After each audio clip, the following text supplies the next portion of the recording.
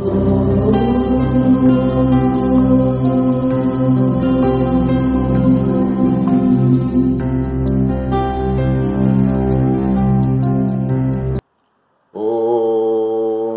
श्री कृष्ण दोस्तों, स्वागत है आपका आदर्श धर्म सनातन धर्म यूट्यूब के अनसुने रहस्यमय वैदिक पौराणिक और धार्मिक कथा प्रसंगों के प्रश्नावली कार्यक्रम में।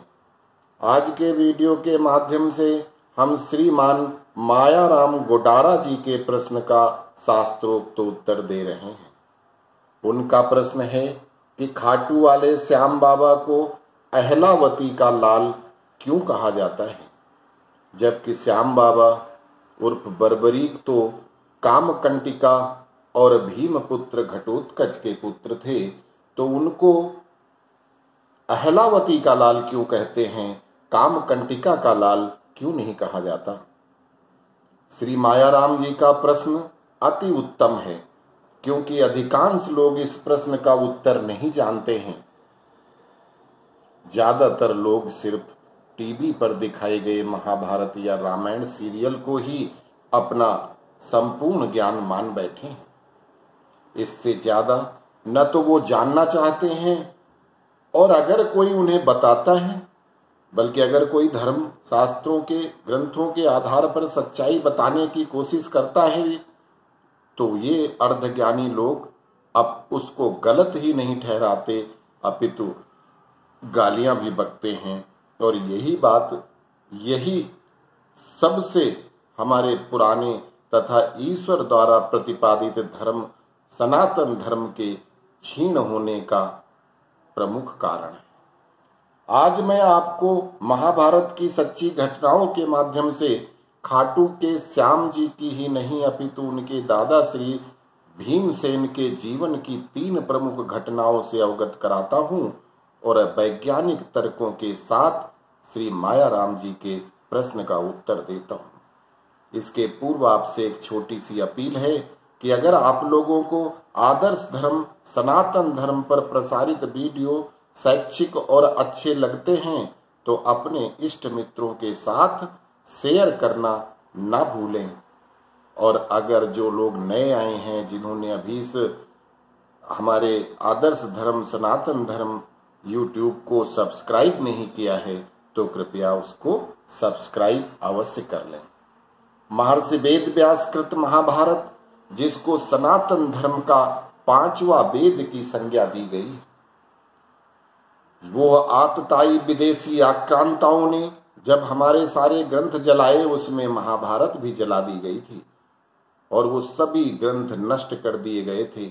तत्पश्चात उन ग्रंथों का पठन पाठन करने वाले, जिनको कुछ कंठस्थ था, कुछ को स्टोरी पता थी, जिसके आधार पर वो ग्रंथ पुनः लिखे गए।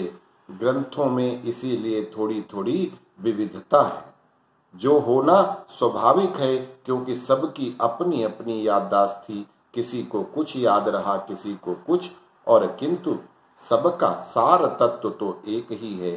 तो शुरू करते हैं भीमसेन के साथ घटी एक घटना, जिसका अर्ध सत्य तो महाभारत सीरियल में दिखाया गया, आधा नहीं। भीमसेन को शकुनी के उकसाने पर बचपन में ही खीर में विष खिलाकर मार डालने और गंगा में फेंक देने की घटना आपने सीरियल में भी देखी थी, और वो सत्य भी थी। किंतु उसके पश्चात क्या हुआ और ईश्वर की क्या लीला थी, यह कुछ भी नहीं बतलाया गया।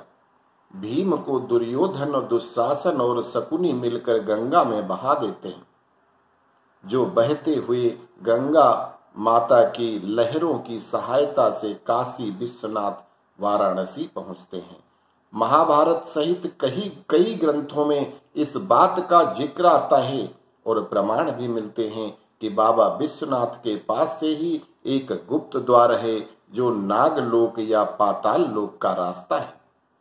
इसी रास्ते से नागलोक की राजकुमारी अहलावती, जो एक परम शिव भक्त थी, वो नित्य प्रति गंगा स्नान करके बाबा विश्वनाथ की ताजे फूलों से श्रृंगार करके उनकी आराधना करती थी। एक बार उसने स्वयं पुष्प न लाकर अपने सेवक से फूल लाने को कहा तो वो अपनी प्रेमिका के साथ पुष्प तोड़ने को गया, किंतु प्रेमिका से प्रेमालाप करते हुए बड़ा विलंब हो गया और इतने सारे पुष्प जिससे बाबा का श्रृंगार हो सके अब इकट्ठे करने का समय नहीं बचा था। अतः उस सेवक ने जो एक दिन पूर्व के फूल जो बाबा के ऊपर से उतरे हुए थे किंतु पानी में पड़े होने में के कारण देखने में ताजे लग रहे थे, वही पुष्प लाकर अहलावती को दे दिए थे और बोला कि पुष्प धोकर लाया हूं। अहलावती ने उन्हीं पुष्पों से भगवान शिव की पूजा कर दी, जिससे भगवान शिव क्रोधित हो गए और उन्होंने उनके दोनों उन सेवकों इच्छाधारी नाग नागिन जो बासी पुष्प लेकर आए थे उनका इच्छाधारी शक्ति छीन ली और राजकुमारी अहलावती को भी श्राप दे दिया। सबल सिंह चौहान कृत महाभारत में इस बात का जिक्र आता है कि मृतक पुष्प लय पूजे सिमोही, मृतकय पुरुष प्राप्त हो तो ही। अब क्या था कि अहलावती आर्तनाद करती हुई भगवान शिव थोड़े में ही खुश हो गए और आशीर्वाद दिया कि आज जो पहला पुरुष मृत देखना उसको अपना पति मानकर अपने साथ ले आना, मेरे आशीर्वाद से वो पुनः जीवित हो जाएगा। शिव जी का यह आशीर्वाद सुनकर अहलावती अपने घर जाने को मुड़ती है कि उसकी नजर एक मोटे ताजे सुंदर राजकुमार की लाश पर पड़ती है। अहलावती उसको गंगा से निकालकर उसको पति रूप में वरण कर लेती है और अपने सेवक नाग नागिन से उसको नागलोक ले चलने की बात करती है। इच्छाधारी नागों के समूह ने भीमसेन को राजकुमारी के आदेश पर उठा लिया और पाताल ले जाते हैं, किंतु महाबली भीम के शरीर को नाग जो ले जा रहे थे उनके वजन से उनका सबका कचूमर निकल रहा था। क्रोधवश उनमें से कई नागों ने अपने जहर भीम के शरीर में दंश मारकर उतार दिए। विज्ञान भी कहता है कि जहर ही जहर को काटता है, वहीं यहाँ पर हुआ। नागों के जहर ने भीम के शरीर में खीर के साथ पहुंचे विष का प्रभाव नष्ट कर दिया और वो जीवित हो गए और सामने बैठी राजकुमारी से पूछने लगे कि आप कौन हैं और मैं हस्तिनापुर से यहाँ कहाँ और कैसे आ गया। मैं तो दुर्योधन के साथ खीर खा रहा था। राजकुमारी सारी कथा सुनाती है और उनको प्राणनाथ प्रियतम कहकर पुकारती है, जिसे सुनकर भीम अति क्रोधित हो जाता है और शोर शराबा होने पर नागराज वासुकी उन दोनों को दरबार में बुलाते हैं और सारी कथा सुनकर भीम को वापस जाने की परमिशन देते हैं। भीम ने कुछ भूख लगी होने की बात की तो उनको पीने के लिए एक द्रव्य दिया जाता है जो नागलोक का अमृत कहा जाता है, जिसमें एक कटोरे को पीने के बाद मनुष्य को 1000 हाथियों के बराबर ताकत मिल जाती थी। भीमसेन का पेटू होना यहाँ फायदेमंद रहा।